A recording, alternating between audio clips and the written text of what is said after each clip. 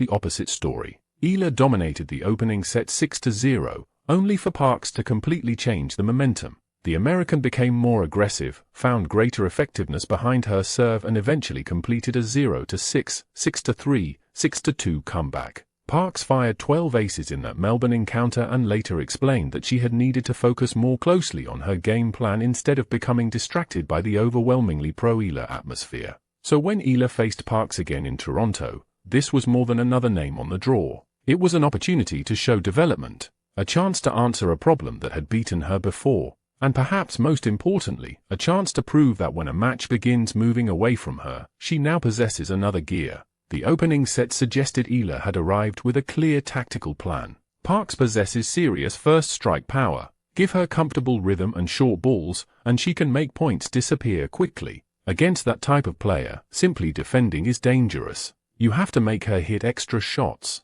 You have to pressure the second serve. You have to change return positions, use angles, and prevent the powerful server from dictating every rally from the first ball. That is where Eala's left-handed game can become uncomfortable. Her return does not necessarily need to produce a clean winner every time. Sometimes the goal is simply to neutralize the serve enough to bring the rally back to even. Once that happens, Alex can use her movement, her ability to redirect the ball and the natural angles created by a left-handed forehand to make a power player hit from increasingly difficult positions. But Parks deserves enormous respect because she refused to disappear. After losing the first set 6-1, she responded. That is exactly what dangerous WTA opponents do. Suddenly Eala was no longer controlling every phase of the contest. Parks took the second set 6-4, and the entire match became a mental examination. This was where memories of Melbourne could easily have entered the equation. Same opponent. Another excellent beginning. Another second set response. A few months ago, that story ended painfully for Alex.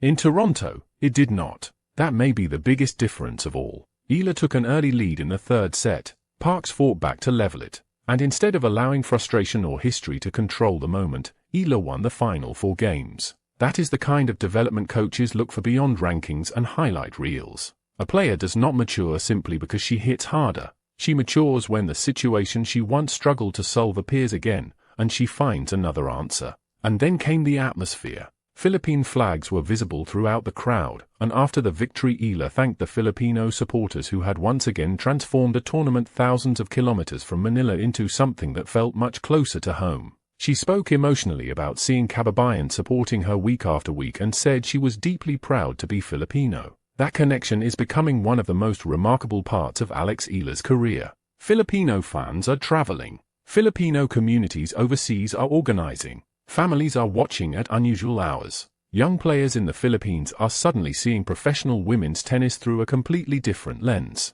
For decades, global tennis could feel distant from Philippine sports culture. Now there is someone entering major WTA events with the Philippine flag next to her name, and every important match carries an emotional weight that goes far beyond one result. Earlier in the season, the scale of Eala's popularity was already attracting international attention. During the Australian Open, the BBC reported extraordinary demand surrounding her appearances and noted that her pre-tournament media conference generated far more online views than several established tennis superstars, including Sabalenka. That comparison was about audience attention, not a personal feud between the players, but it helps explain why online discussions repeatedly try to connect Eala's rising popularity with the biggest names in women's tennis. And this is where the Sabalenka controversy needs to be handled carefully. At the time of this video, there does not appear to be a reliable, newly published source confirming a specific Aryna Sabalenka statement reacting directly to Eala's Toronto victory over Parks. That distinction is important.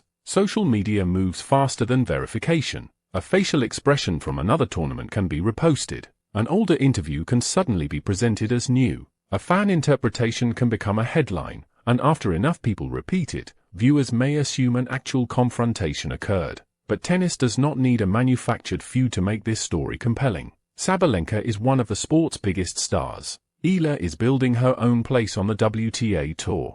Their names appearing in the same discussion can be interesting because they represent different positions in the competitive landscape, not because we need to pretend there is hostility between them. And perhaps that is the more fascinating debate. What happens when a young player begins generating attention normally associated with the biggest stars? What happens when Filipino supporters turn outside courts into emotional home environments? What happens when every Alex-Eala match begins creating conversations that extend beyond the scoreboard? That does not automatically mean established champions feel threatened, but it does mean Alex is becoming increasingly difficult to ignore. The tennis conversation around her is changing. At first, people talked about potential. Then they talked about breakthrough performances. Now they are talking about expectations. That transition can be dangerous for any rising player. It is easier to surprise opponents when very little is expected. Once your tendencies are studied, once opponents know your preferred return positions, once coaches understand the left-handed patterns you want to create, success requires constant adjustment.